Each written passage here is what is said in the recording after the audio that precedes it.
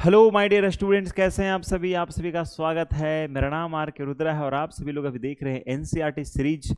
और NCERT series में आज हम लोग क्लास 7 के अंतिम अध्याय में पहुंच चुके हैं और जिसका नाम है रेगिस्तान में जीवन, इसका नाम है। चलिए शुरुआत करते हैं रेगिस्तान में जीवन, जो कि क्लास 7 का 9वां अध्याय है, जिसका नाम है रेगिस्तान में जीवन। ये सभी उन सभी प्रतियोगी परीक्षाओं के लिए महत्वपूर्ण और कारगर होने वाला है जिन एग्जाम्स में एनसीईआरटी का महत्वपूर्ण ज्यादा, और शायद ही कोई ऐसा एग्जाम हो जहां पर एनसीईआरटी का इंपॉर्टेंस नहीं रहा हो। ठीक है, चलिए शुरुआत करते हैं। तो हमने यहां से यहां तक लगभग सभी चैप्टर का हमने अध्ययन, लगभग क्या, मैंने सभी चैप्टर को मैंने पढ़ा रखा है। जो नहीं पढ़े इससे पहले वाला पढ़ सकते हैं। और आज हम लोग सबसे अंतिम अध्याय यानी रेगिस्तान में जीवन चैप्टर नंबर 9 पे शुरुआत करें। ठीक है, चलिए सभी को गुड आफ्टरनून, सभी को नमस्कार। मेरा नाम आर के रुद्रा है और शुरुआत कर रहे हैं एनसीईआरटी सीरीज में। ठीक है, चलिए तो सबसे एक बहुत ही शानदार बात यहाँ पर क्या है, कहता है क्या, इस चैप्टर का नाम है रेगिस्तान में जीवन। और रेगिस्तान में जीवन है, और सबसे पहले ही जब इस चैप्टर में जाओगे आप, तो सबसे पहला लाइन जो आपको देखने को मिलेगा, पहली पंक्ति जो देखने को मिलेगा, उसका नाम है गर्म रेगिस्तान। एग्जाम में आया हुआ था कि सहारा रेगिस्तान कैसा है, ठंडी है, गर्म है, मध्यम है, इस तरह से मॉडरेट करके आता है एग्जाम में क्वेश्चन। ठीक है, तो हम लोग सबसे पहले लाइन से ही हम लोग का एक प्रश्न उत्तर मिल जाता है कि सहारा का जो रेगिस्तान है वो कैसा रेगिस्तान है। बोलेंगे सर ये गर्म रेगिस्तान का उदाहरण है। किसका? सहारा का रेगिस्तान गर्म रेगिस्तान का उदाहरण है।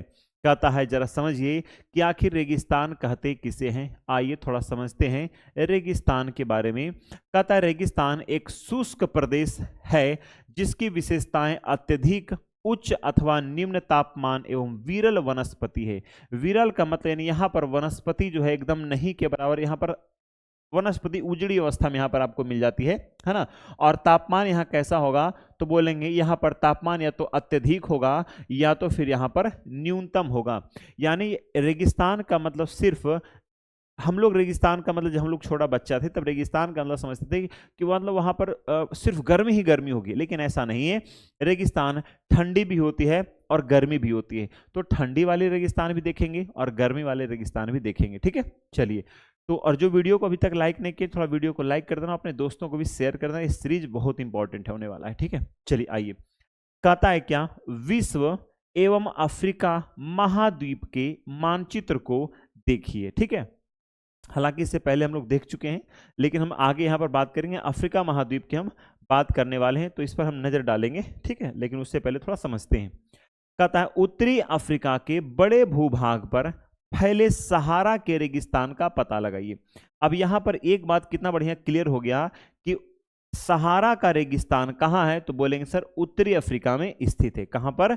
तो सर सहारा रेगिस्तान कहाँ है, तो बोलेंगे सर उत्तरी अफ्रीका में सहारा का रेगिस्तान हमें प्राप्त होता है।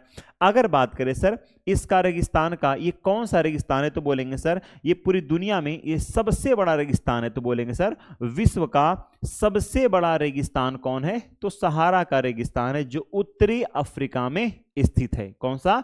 पूरी दुनिया का सबसे बड़ा रेगिस्तान सहारा रेगिस्तान है जो उत्तरी अफ्रीका में स्थित है। अगर बात करें सर इसका क्षेत्रफल कितना बड़ा, कितने बड़ा है ना, तो बोलेंगे यह लगभग कितना, तो 8.54 लाख वर्ग किलोमीटर के क्षेत्र में फैला हुआ है। कितना? तो 8.54 लाख वर्ग किलोमीटर में सहारा का रेगिस्तान फैला हुआ है। जो कितना बड़ा है सर, तो ये इतना बड़ा है कि भारत के क्षेत्रफल 3.2 लाख वर्ग किलोमीटर। भारत का क्षेत्रफल कितना है, तो बोलेंगे सर भारत का क्षेत्रफल 3.2 लाख वर्ग किलोमीटर है। जो कहता है क्या, आगे सुनिएंगे, आगे देखेंगे।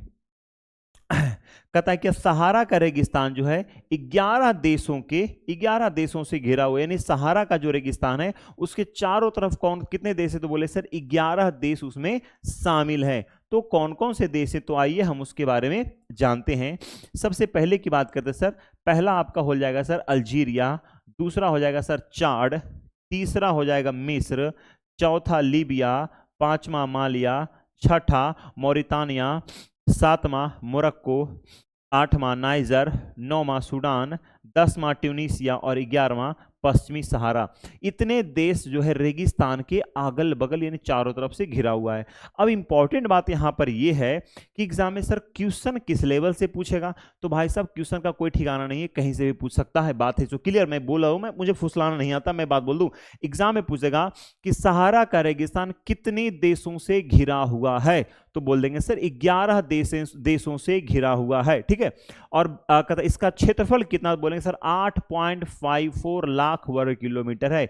इसकी स्थिति कहां है, उत्तरी अफ्रीका में यह स्थित है। यानी अब देखा जाए तो भारत के क्षेत्रफल के 3/9 लगभग 3 गुना, भारत का जितना बड़ा क्षेत्रफल है उतना उससे 3 गुना बड़ा सहारा का रेगिस्तान है।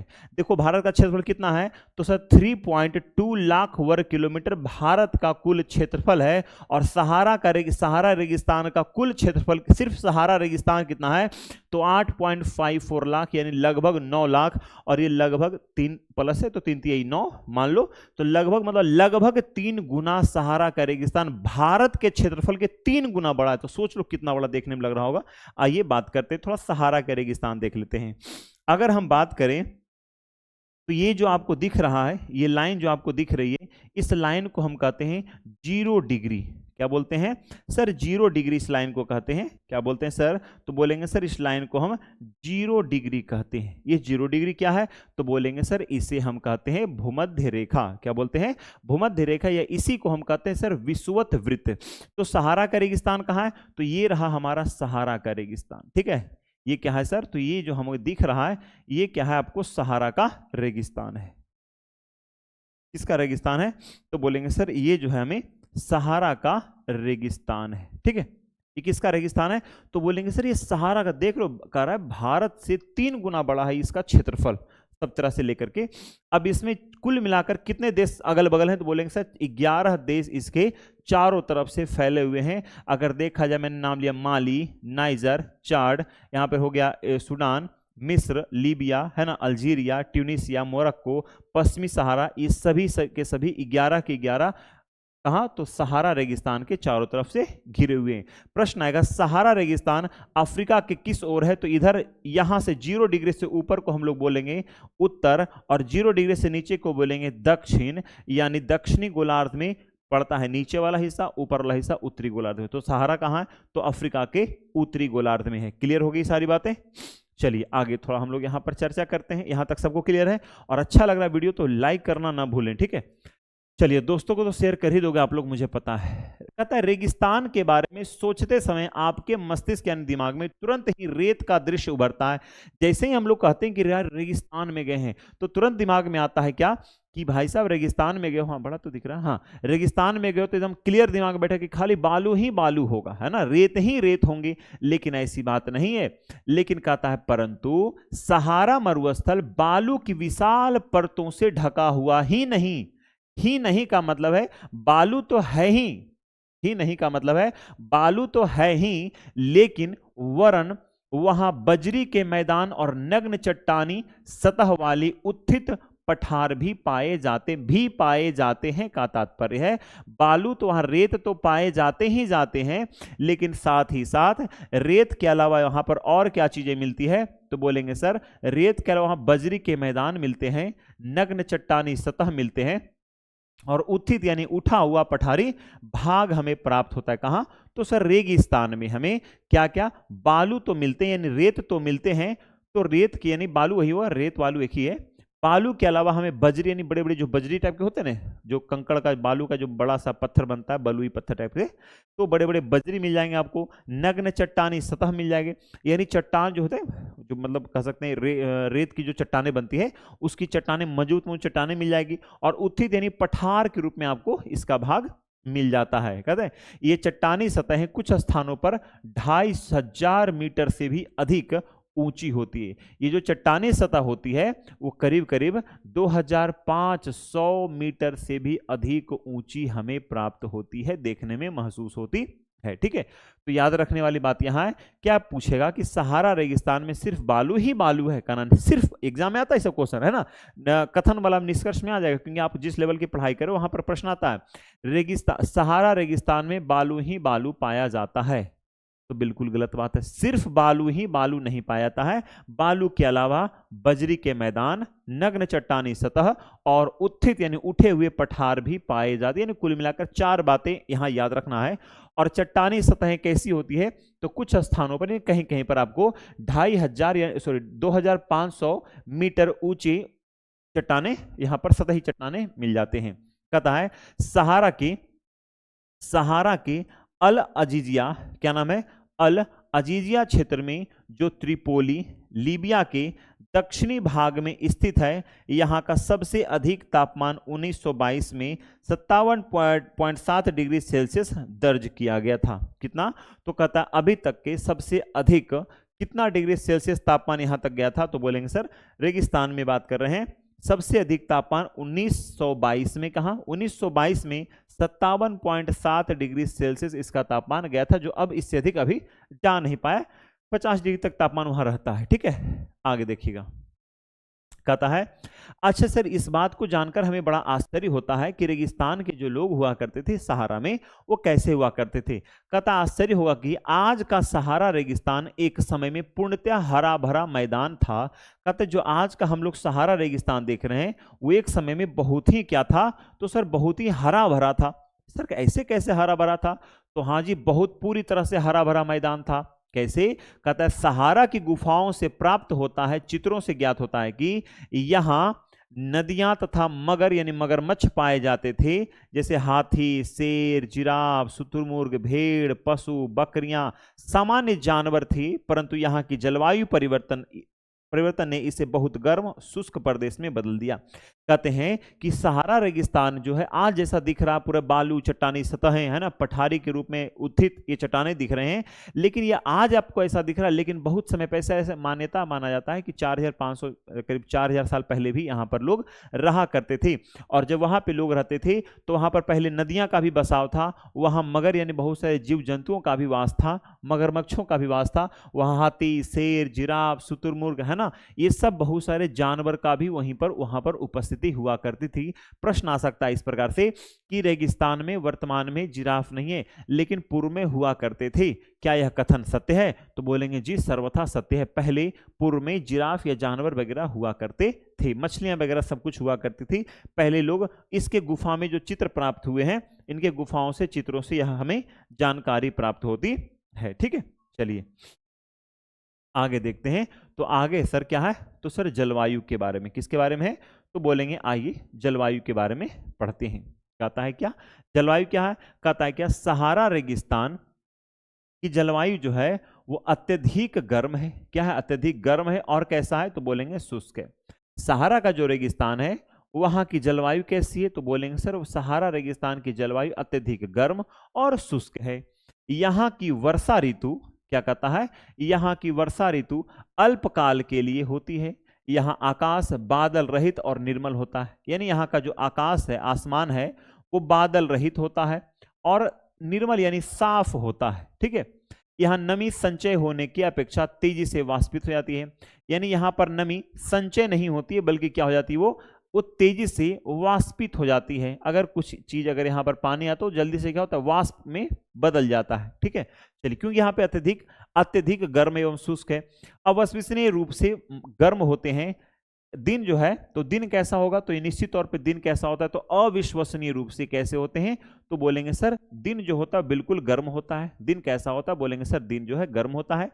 लेकिन दिन के समय तापमान अगर पूछ दे कि रेगिस्तान में दिन के समय तापमान कितना डिग्री, तो बोलेंगे सर 50 डिग्री सेल्सियस होता है। ठीक है, से ऊपर पहुंच जाता है, जिससे रेत, ध्यान देना, जिससे रेत नग्न चट्टाने अत्यधिक गर्म हो जाती है।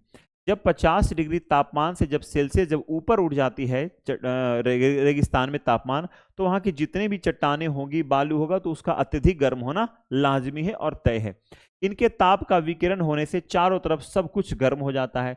क्योंकि जब हम यहाँ पर गर्म कर रहे हैं, जब हम किसी कटोरे को या फिर पतीले को जो हम किसी गर्म करते हैं, लेकिन ऊपर में तो हम गर्म नहीं करते हैं, लेकिन जब हम नीचे ताप देते हैं तो ऑटोमेटिक ये ऊपर की क्या होता है, गर्म हो जाता है। उसके चारों तरफ वायुमंडल भी क्या होता है, गर्म हो जाता है।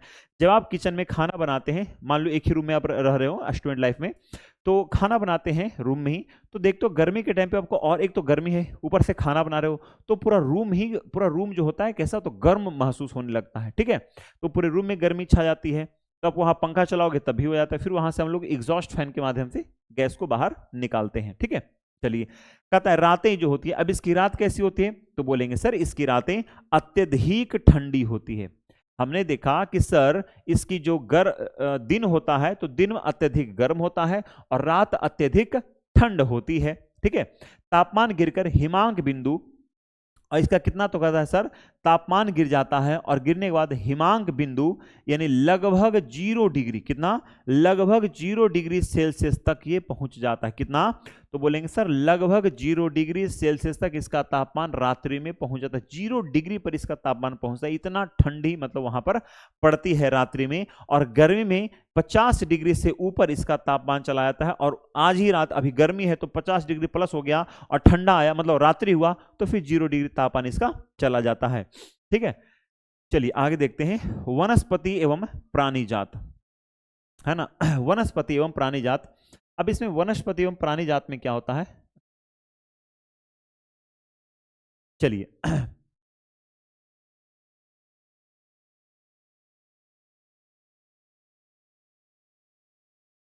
चलिए देखिएगा, कहता है क्या, सर सहारा रेगिस्तान की वनस्पतियां जो होती है, सहारा रेगिस्तान में कौन सी वनस्पतियां उगती है, तो बोलेंगे सर सहारा रेगिस्तान में वनस्पतियों में जैसे पहला हो गया सर कैक्टस, हो गया सर खजूर के पेड़, है ना, खजूर के पेड़ हो गया, और कौन, एकेसिया पाए जाते हैं। क्या क्या बोलेंगे, सर रेगिस्तान में कुछ मुख्य रूप से वृक्ष यानी कह सकते हैं वनस्पति पाए जाते, जिसका नाम है सर कैक्टस हो गया, है ना, खजूर हो गया, और एकेसिया पाए जाते हैं। कुछ स्थानों पर मरुधान, कहता कुछ स्थान है, जैसे आप लोग को पता हो ना खजूर सबसे अधिक कहाँ होता है, तो अरब देश में होता है, क्योंकि वहां पर रेगिस्तान है तो और कुछ मिल ही नहीं सकता है।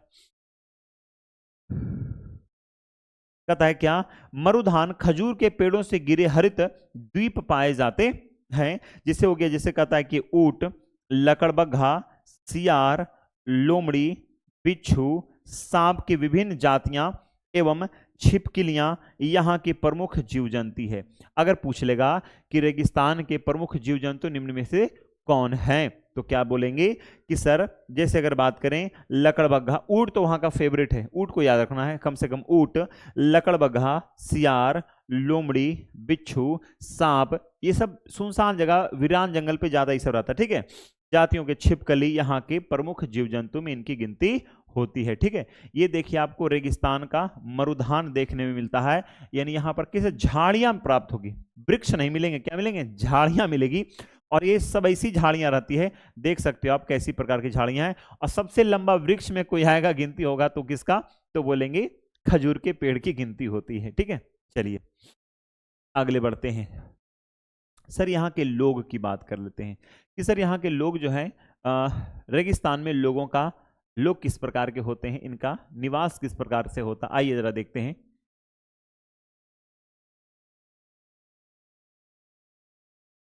कहता है सर सहारा रेगिस्तान की कष्टकारी जलवायु में विभिन्न समुदाय के लोग निवास करते हैं, अलग अलग समुदाय के लोग यहाँ पर निवास करते हैं, कहाँ पर, तो सहारा रेगिस्तान में निवास करते हैं। कहते हैं जो अलग अलग क्रियाकलापों में भाग लेते हैं, इनमें कहता है बेदुइन, है ना, एवं तुआरेग, क्या नाम है, बेदुइन एवं तुआरेग भी शामिल है, क्या, बेदुइन एवं तुआरेग भी इसमें शामिल है, अलग अलग क्रियाकलाप होते हैं इसमें, बेदुइन और तुआरेग भी शामिल है। ये होता क्या है, कहता सर चलवासी जनजाति वाले ये लोग, कहता है ये लोग चलवासी जनजाति के हैं, और ये लोग बकरी, भेड़, ऊंट एवं घोड़े जैसे पशुधन को पालते हैं। किसको पालते हैं, तो सर ये लोग जो होते हैं चलवासी जनजाति वाले, ये लोग कौन है, तो ये लोग चलवासी जनजाति, कौन, बेदुइन और तुआरेग, ये सब जनजाति हैं। तो कौन से जनजाति में आते हैं, तो बोले सर चलवासी जनजाति के अंतर्गत वे लोग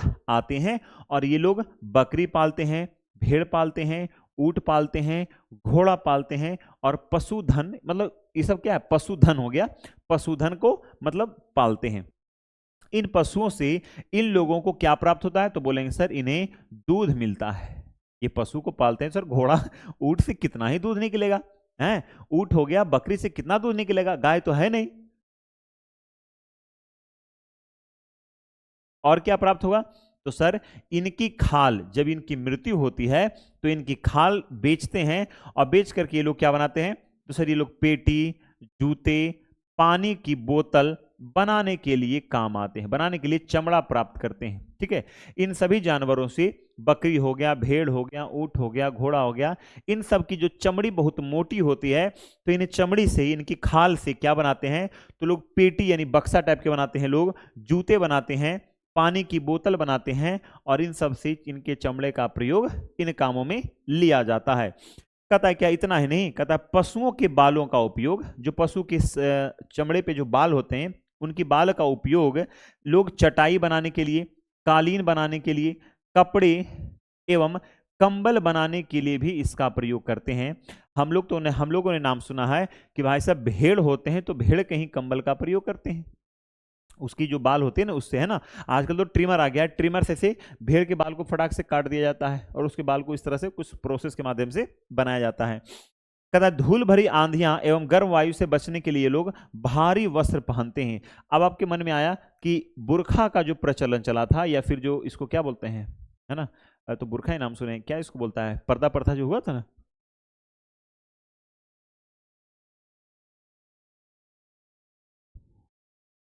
चलिए देखिए उसका थोड़ा नाम, थोड़ा अगर कोई जाने तो बताइएगा, है ना।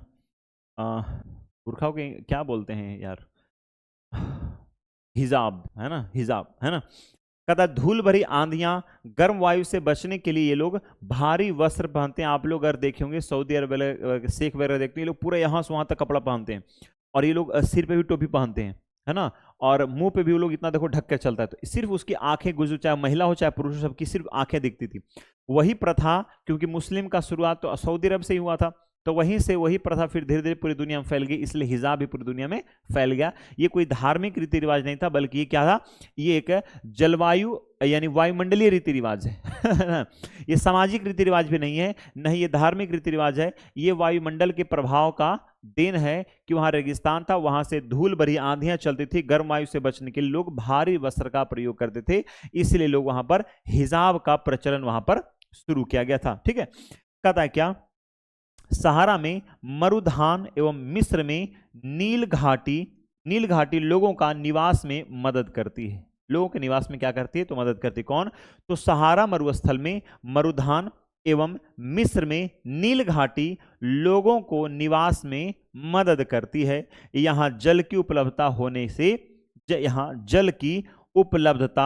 होने से लोग खजूर के पेड़ उगाते हैं। खजूर का पेड़ इसलिए क्योंकि जल की उपलब्धता मिल जाए। आप लोग तो सुनते होंगे नारियल वगैरह के पेड़, है ना। चलिए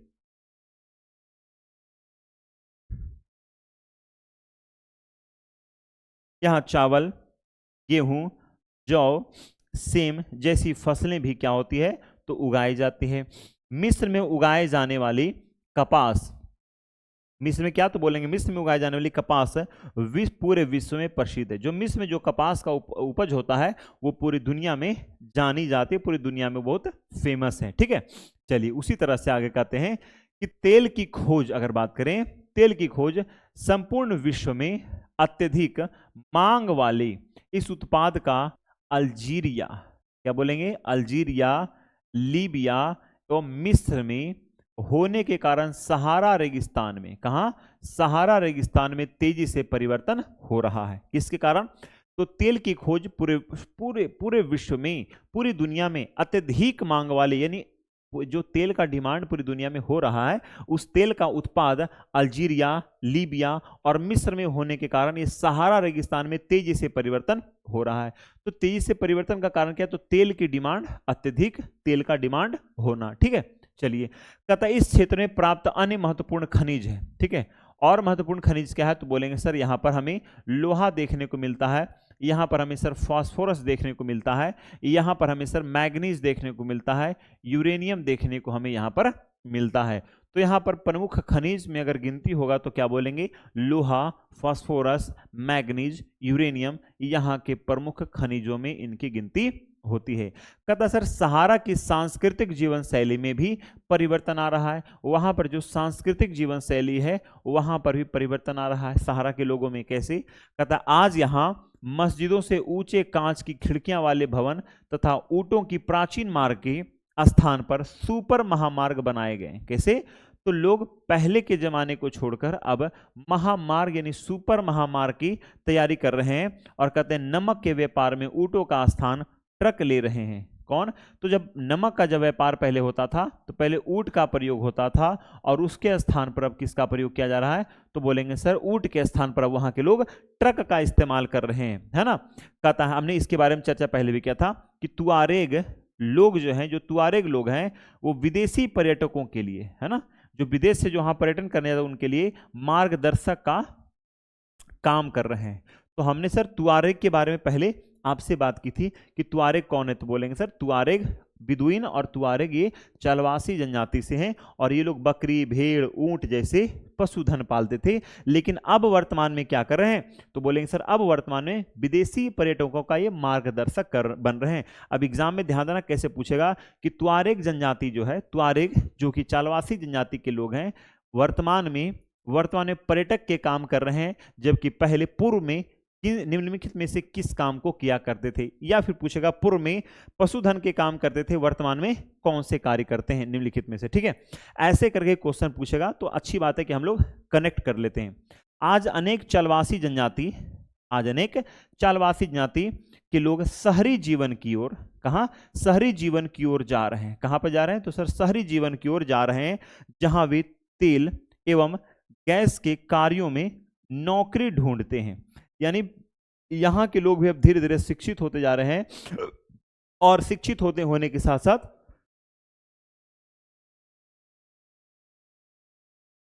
चलिए तो आगे थोड़ी सी हम लोग और बात करते हैं। तो जब लोग शिक्षित होगा तो नौकरी को तो डिमांड तो करेंगे ही, है ना। चलिए आगे देखिए, कहता है क्या? जब रेत को पवन उड़ा ले जाती है तो वहां गर्त बन जाता है। प्रश्न आएगा, रेत को जब पवनें उड़ाती है तब वहां पर कौन से स्थलाकृति का निर्माण होगा? तब बोलेंगे सर वहां पर गर्त का निर्माण होता है, जहां गर्त में भूमिगत जल सतह पर आ जाता है। यानी जब पवन जब भूमि की मिट्टी को जब धूलकण को जब साफ करती है तो धीरे धीरे कहाँ भूमिगत जल सतह पर, यानी नीचे की जो जमीन जल है वो कहाँ ऊपर उठ जाता है।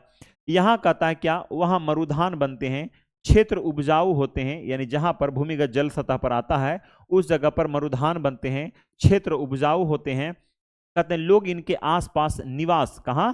तो सर लोग इनके आसपास निवास करते हैं एवं खजूर के पेड़ तथा अन्य फसलें उगाते हैं। खजूर के पेड़ होते हैं और अन्य बहुत सारे फसलों का यहाँ पर उत्पादन होता है। कभी कभी यह मरुधान, कहता सर यह मरुधान असामान्य रूप से बड़ा भी हो सकता है। मोरक्को में, कहता है कहाँ? तो मोरक्को में टैफिलालेट, ध्यान देना किसका नाम है? मोरक्को में टैफिलालेट मरुधान, कौन सा? टैफिलालेट मरुधान ऐसा ही एक विशाल मरुधान है जो 13,000 वर्ग किलोमीटर के क्षेत्र में फैला हुआ है। इसको याद रखिएगा कि टैफिलालेट मरुधान कहाँ है? तो बोलेंगे मोरक्को में। कहाँ? तो बोलेंगे सर टैफिलालेट मरुधान मोरक्को में है, जिसके जो कहता है ऐसा ही एक विशाल मरुधान कहाँ है? तो बोलेंगे 13,000 वर्ग किलोमीटर में फैला हुआ है। कितना?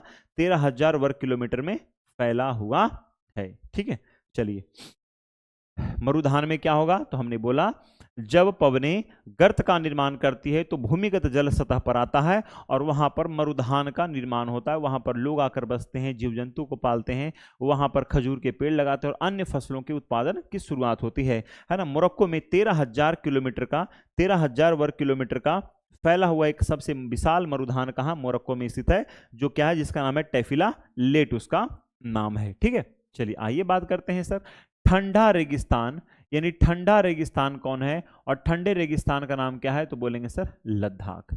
लद्दाख किसका उदाहरण है? तो बोलेंगे सर ठंडे रेगिस्तान का उदाहरण कौन है? तो सर लद्दाख ठंडे रेगिस्तान का उदाहरण है। ठीक है, चलिए आगे देखिएगा। कहता है थोड़ा सा पहले हम लोग जरा इधर देख लेते हैं। कहता है क्या? लद्दाख शब्द जो है वो दो शब्दों से मिलकर बना हुआ है। ला का अर्थ होता है पर्वतीय दर्रा, पर्वतीय दर्रा। दर्रा क्या होता है सर? दर्रा आप लोग सुनते होंगे कि सर दीवार में दरार आ गया है, यानी किसी को गैप कहते हैं। क्या? दो स्थानों या दो दीवारों के बीच के गैप को, दो दीवारों के बीच के स्पेस को क्या बोलते हैं? दर्रा कहते हैं, या कहते हैं सर गैप कहते हैं।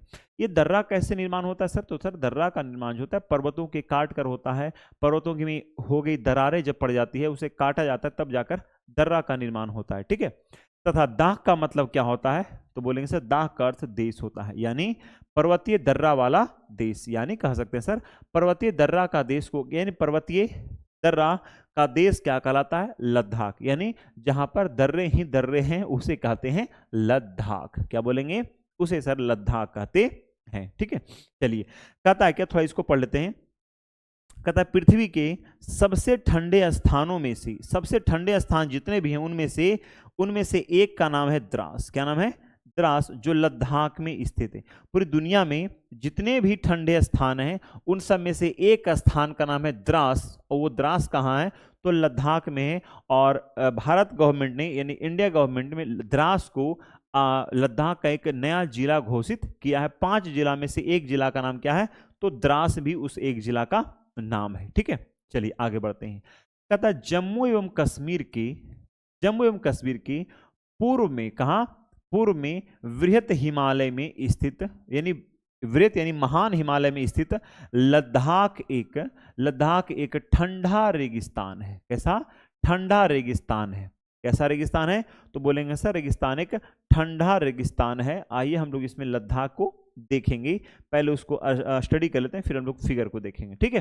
चलिए, इसके उत्तर में, और लद्दाख के ध्यान देना, उत्तर में काराकोरम पर्वत श्रेणी है। कौन सी पर्वत श्रेणी है? तो सर लद्दाख के उत्तर में काराकोरम पर्वत श्रेणी है। ये हमारा लद्दाख श्रेणी हो गया। और इसके उत्तर में अगर हम इधर जाएंगे तो कौन सा? तो बोलेंगे सर काराकोरम पर्वत श्रेणी हमें देखने को मिलता है। कौन सा? तो बोलेंगे सर काराकोरम पर्वत श्रेणी हमें देखने को इधर मिलता है। कहां? तो इसके उत्तर में मिलता है, याद रखिएगा, ठीक है। चलिए, कहता है क्या, एवं दक्षिण में, उत्तर में क्या हो गया? काराकोरम, और दक्षिण में जास्कर पर्वत स्थित है। कौन सा?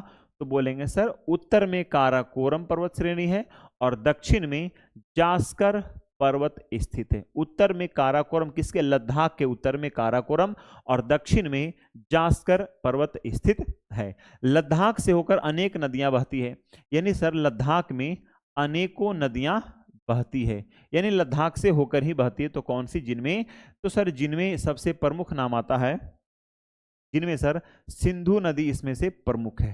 क्या बोलेंगे? सिंधु नदी प्रमुख है।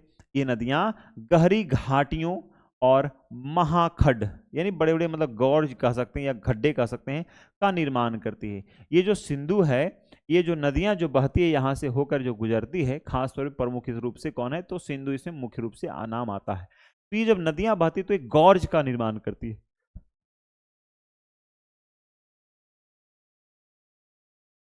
किसका निर्माण करेगी सर? गॉर्ज का निर्माण करती है। कहता है सर लद्दाख में अगर बात करें, लद्दाख में अनेक हिमानियां हैं, जैसे गैंगरी हिमानी। लद्दाख में सर अनेकों हिमानियां हैं, उसमें से एक का नाम क्या है सर? उसमें सर एक का नाम है गैंगरी हिमानी। एक का नाम क्या है सर? गैंगरी हिमानी एक का नाम है, ठीक है। चलिए याद रखिएगा, इसमें ये इंपॉर्टेंट है कि लद्दाख में हिमानी का नाम क्या है? तो बोलेंगे सर गैंगरी हिमानी एक प्रमुख हिमानी के रूप में जाना जाता है। प्रमुख नदी लद्दाख की, लद्दाख से बहने वाले अनेक नदियां, उसमें से प्रमुख नदी कौन है? बोलेंगे सर सिंधु। किसका निर्माण करेगी? तो सर गॉर्ज का निर्माण करती है, ठीक है।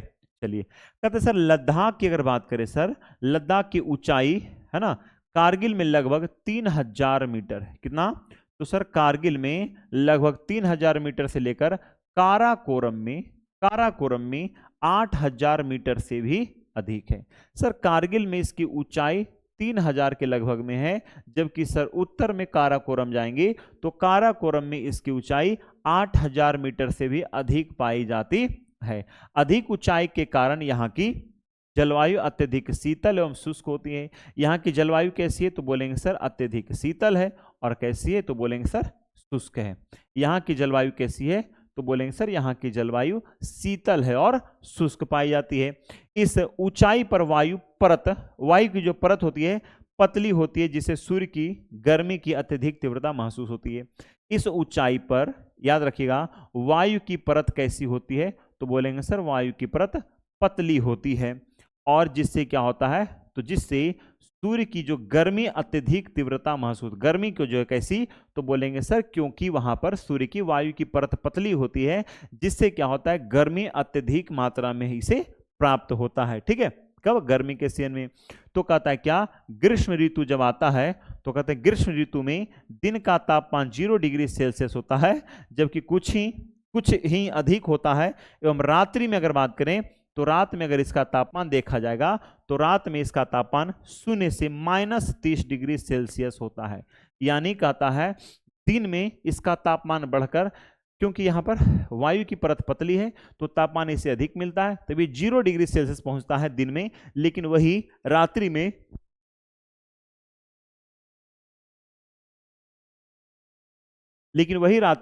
-30 डिग्री सेल्सियस तक इसका तापमान पहुंच जाता है। ठीक है, चलिए, कहता है कि शीत ऋतु में अगर बात करें यह बर्फीला ठंडा हो जाता है। कैसा, यानी शीत ऋतु में तो ऐसी ऑलरेडी ठंडी लगती है, तो बताओ भाई साहब लद्दाख है तो वहां तो पहले ही माइनस में डिग्री सेल्सियस चल रहा है, तो ठंडी आएगी तो और माइनस में चला जाएगा, है ना। तापमान लगभग कितना, तो बोलेंगे सर ठंडी के टाइम पे लगभग तापमान -40 डिग्री लगभग ठंडी के समय में इसका तापमान होता है। ठीक है, से नीचे ही रहता है। चूंकि कहता है यह हिमालय के वृष्टि छाया, एक सबसे इंपॉर्टेंट बात यहाँ कहता है लद्दाख हिमालय के वृष्टि छाया क्षेत्र में स्थित है। सबसे इंपॉर्टेंट बात, लद्दाख कहाँ स्थित है, तो बोलेंगे सर हिमालय के वृष्टि छाया प्रदेश में स्थित है। सर ये वृष्टि छाया प्रदेश क्या होता है, मान लो कि ये हिमालय है। ठीक है, ये क्या है, हिमालय है। अब भाई साहब ये हिमालय है, एक फिगर बनाना चाहते हैं फुलझोल। चलिए, ये क्या हो गया, आपको मान लो कि कोई पर्वत है।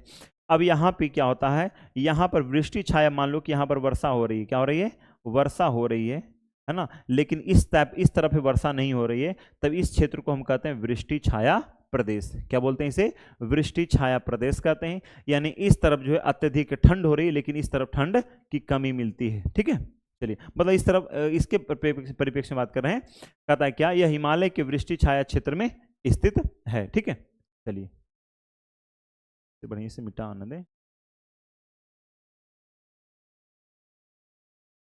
चलिए नेक्स्ट पेज पे हम लोग चलते हैं, और नेक्स्ट कहता है क्या,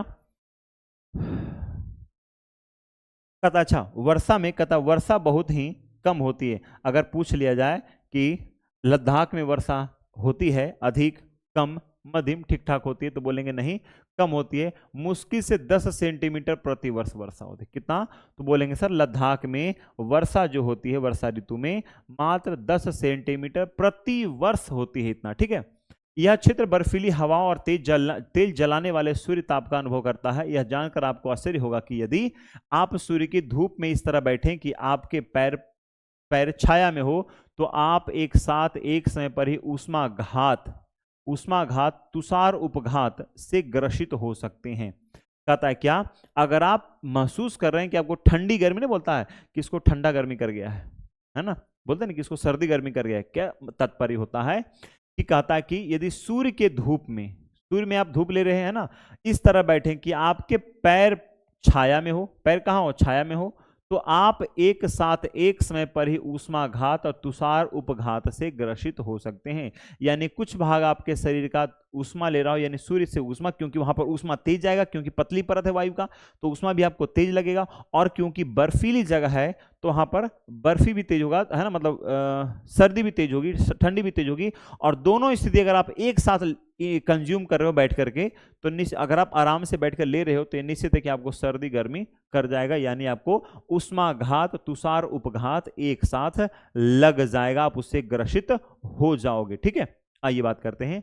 कहता है क्या, लद्दाख को खा पा चान भी कहते हैं। ये बहुत इंपॉर्टेंट बात है कि निम्नलिखित में से लद्दाख को किस नाम से जाना जाता है, तो बोलेंगे खा पा चान। क्या, खा पा चान से किसी, तो बोलेंगे सर लद्दाख को जाना था, जिसका अर्थ अगर बात करें, जिसका अर्थ होता है हिम भूमि। हिम का मतलब होता है बर्फ, भूमि का मतलब भूमि, यानी बर्फ की जमीन या बर्फ की धरती होता है। ठीक है, कहता है सर क्रिकेट का सबसे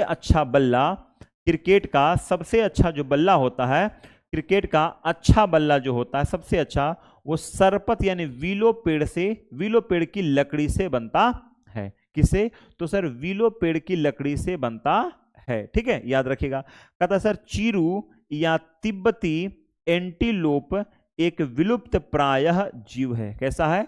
तो बोलेंगे सर एक विलुप्त प्राय जीव है। कौन सा? तो चीरू या तिब्बती एंटीलोप एक विलुप्त यानी वो विलुप्त हो चुका है या उसके कगार पर है। इसका शिकार जो है शहतूश नामक इसके ऊन के लिए होता है, जो वजन में हल्का एवं अत्यधिक गर्म होता है।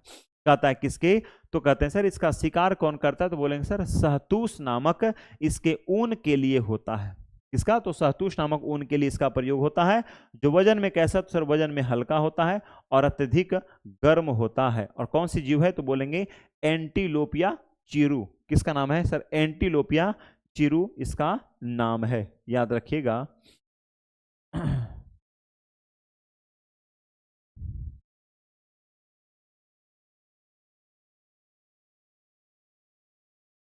चलिए, वनस्पति एवं प्राणी जात, क्या नाम है इसका?